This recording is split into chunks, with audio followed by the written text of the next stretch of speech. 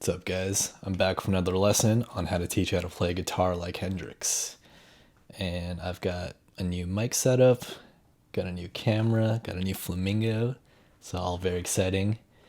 And if you want to see more, be sure to like and subscribe. Yep, here we go. Alright, so in order to play like Hendrix, there are 4 chord shapes you absolutely need to know. The first one is a major chord with the root on the E string. It's your 6th string here. So this is your major chord, and you might have seen it played this way. And it's the exact same thing, except that if you play it the Hendrix way, if your thumb wrapped on top, it frees up your hands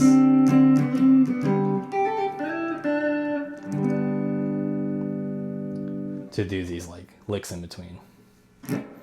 And just some theory, if this is a G, G sharp and A, anytime you play this shape over the fretboard, you get that major chord. So G major, G sharp major, A major. The second chord you need to know is a major chord with the root on the A string. It's your 5th string here. Now, this right here is a C. And when we play this shape here, we get a C major. And it works the same way as the other, where C sharp, D, so this is a D major. And you can kind of remember these as your like standard punk rock chords. Now the third shape you need to know is a minor chord, the root on the E. So it's the same as your first major chord, except you're lifting up your middle finger. That makes it minor. You've probably also seen it played this way. And it's the same thing for playing licks. It frees up your hand a little bit.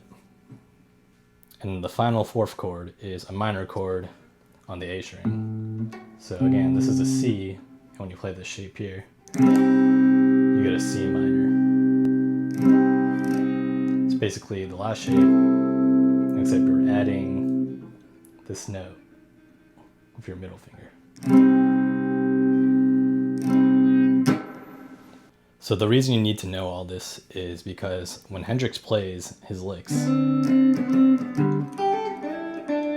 what's happening is underneath there is a pentatonic scale.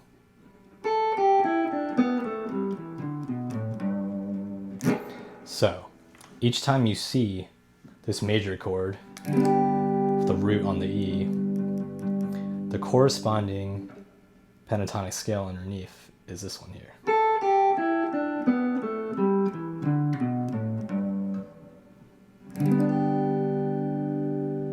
So when you play this major chord, you get all these other notes too. So if you were playing this, you could go up to these 2 notes.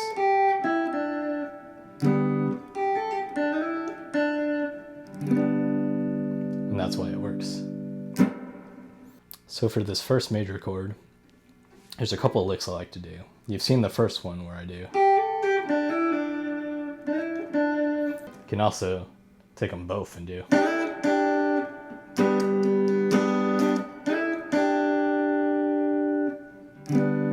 And the last one I like to do is with my pinky here.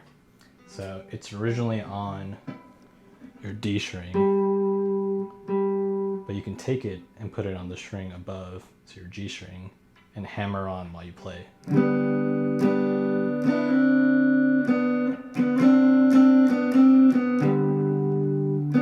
I'm just hammering on and pulling off. Very classic Hendrix style lick. Now the next note in the riff was this minor chord right here with the root on the A string. So the pentatonic scale that fits underneath this one is this one.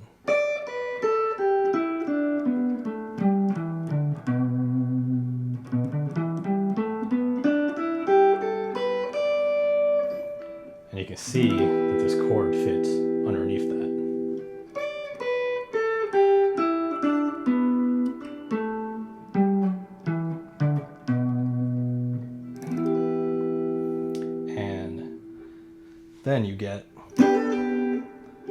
can hammer on right here.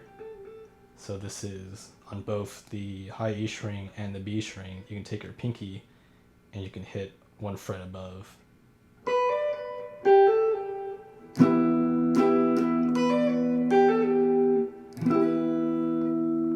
And you can also fill out the bottom portion. So the bottom part goes like this on the scale. So you can just play those notes. So you got your pinky right here, 3 frets above.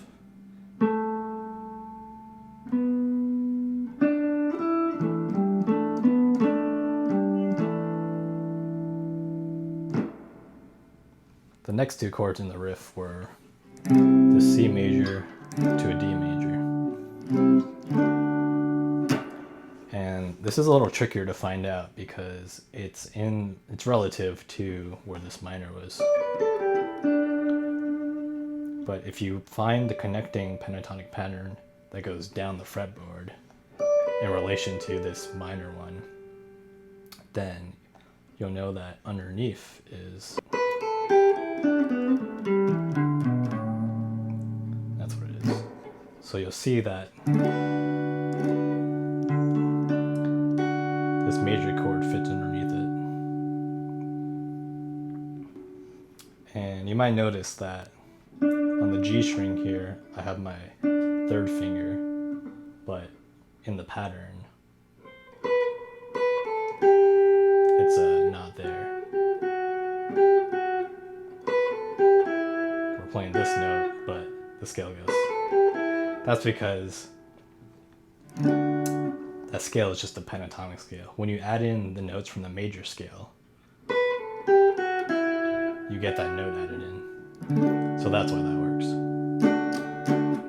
Now with this shape up here, that's why you can get the so that's just taking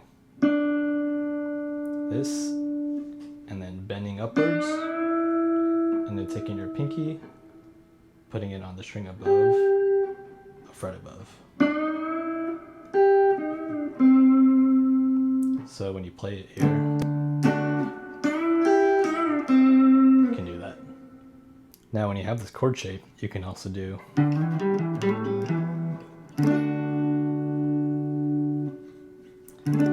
so here is your major, and then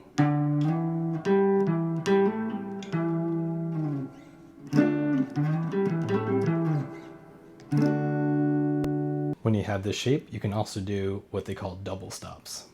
So we have these notes, and then what you can do is play 2 strings at the same time and hammer on 2 strings. So with the G and the D string here, you're just hammering on 2 frets above. And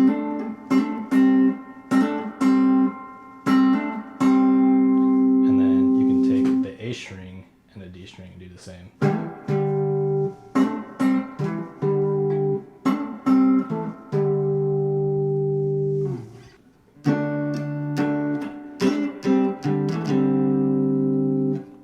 You can also slide up.